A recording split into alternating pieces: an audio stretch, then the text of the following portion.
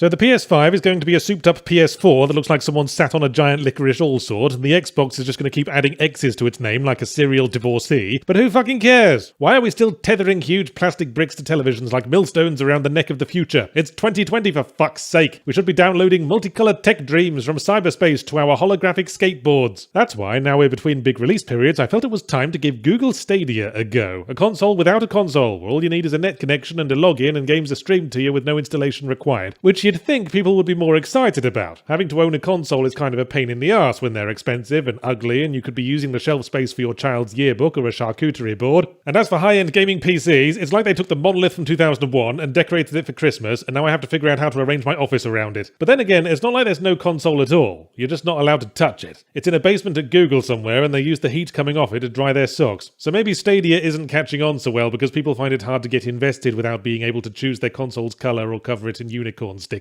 At any rate, I signed up for the Stadia Pro first month free trial for what is modern life, if not one first month free trial after another, remembering to put a reminder on my calendar because 90% of the income these subscription services generate comes from people forgetting to unsubscribe before the month is up. In Stadia's case, it certainly can't come from selling games because there's only like 9 on there. Incidentally, having to pay $60 on top of the subscription to pay Doom Eternal does feel like a taking of the piss, jaded consumer drone though I am. Not sure why, maybe it's because we never get to be so much as in the same postcode as the data, and if our internet goes down we essentially paid $60 to sit imagining how much fun it would be to play Doom Eternal. Fuck, don't give them ideas. You ever take a look around and think about what your entertainment options would be reduced to if your internet was down and your hard drives were wiped? I'd just have to watch my Columbo box set over and over again, or read a book, like a fucking caveman. Whatever, there's still a bunch of free games thrown in with the Pro subscription, so I tried some of those, and hey, no installation, straight into the game. It's like a corporation didn't lie to me for once. No significant controller delay that I noticed. I tried it on my main PC with a cable connection and on my laptop with Wi-Fi, and while the latter was very choppy at times, I was still pretty jazzed to be playing Serious Sam on my laptop without it melting straight through my legs. There was a fair bit of artifacting, almost as if all we're essentially doing is streaming web video. So this won't be your system of choice if you're the kind of person who won't give a game the time of day if it can't manage 120 FPS and more pixels than there are atoms in the universe. But for everyone else, the games are playable at least. You might be at a disadvantage if you're playing PUBG and are trying to keep track of a distant sniper through a haze of image compression, but for the most part, even if you get knocked down to 320p, you can still have some fun as long as you can tell which blob is you and which blob is everything other than you. So while the general quality could be a problem, I fear the main one, my little velvet fuck socks, is games. I know, it's such a bore, isn't it, having to sucker people into a subscription service and provide them content. It's like running a dairy farm would be so much easier if you didn't have to keep feeding the cows and making sure they don't die and shit. Right now there's just a limited selection of AAA titles that everyone stopped talking about around the same time they stopped talking about Russia annexing the Ukraine, and as for the all-important exclusives, there's little more than what meagre scraping of indie titles could be snuck out of the Epic Store's shopping basket. Guilt is about the only one worth dwelling on. It's a stealth horror adventure where you're a little girl in a red coat. In the world of arty indie games, a character wearing a red or hooded coat goes right next to the free space on the bingo card because, ooh, Red Riding Hood lost in the scary woods. I got your clever illusion, Mr. Writer. Let's rub our massive brains together in mutual recognition. Who goes looking for their missing cousin who was being bullied and ends up in a dark, spooky version of their high school full of monsters unsubtly themed around bullying, and it'll probably turn out that the bullies was you the whole time. Hardly a spoiler, the game's named Guilt for fuck's sake, not generally feeling pretty okay about things. So in brief, it's Silent Hill 2 meets the Magic School Bus. It's certainly got the Silent Hill level structure. You explore a cluster of rooms looking for the bird statue or tin of baked beans that opens the very obtusely locked door that prevents you from moving to the next cluster of rooms. Also, monsters. But the game's major flaw is that it's just way too easy, and therefore not scary. Hide from the monster, it'll kill you. Oh shit! Wait, here's a flashlight. It kills the monster if you aim it at their weak spot. Well, I guess that's still pretty skillful. Is it? Sorry, here's an instant kill stealth attack as well. No, I wasn't criticizing, I meant, and here's an instant stun attack, and a freeze attack. Oh god, there aren't enough chest-high walls around, are there? Here's 10 billion more. Jesus. I know this has a kiddie vibe, but for most of the time I was using health items for idle mid-afternoon snacking. I had so fucking many. So not much else to say about Guilt. It's hardly a hot app. I do wonder why the main character was looking for a younger cousin when it could easily have been a younger sister. That makes me think the story writer was working through some unresolved issues they had with their own cousin growing up, but didn't want to air the dirty laundry in too public a forum, and so signed up to be a Google Stadia exclusive, thus ensuring it would never be heard from again. The only other exclusive worth mentioning is Crater, a game creation tool kinda like Dreams, but if you thought Dreams' problem was that there was just a little bit too much incentive to do unpaid work to prop up someone else's IP on a delivery system you have no stake in that might not exist in 2 years, then here's all that with less features. Crater's fundamental issue is that you cannot possibly expect amateur developers to care when Google themselves do not. And that's the impression that fully surrounds Stadia, like family pets around a wobbly dining table. Google could put up more games and advertise more and post more updates about when they're going to make it less choppy, but they don't seem to care.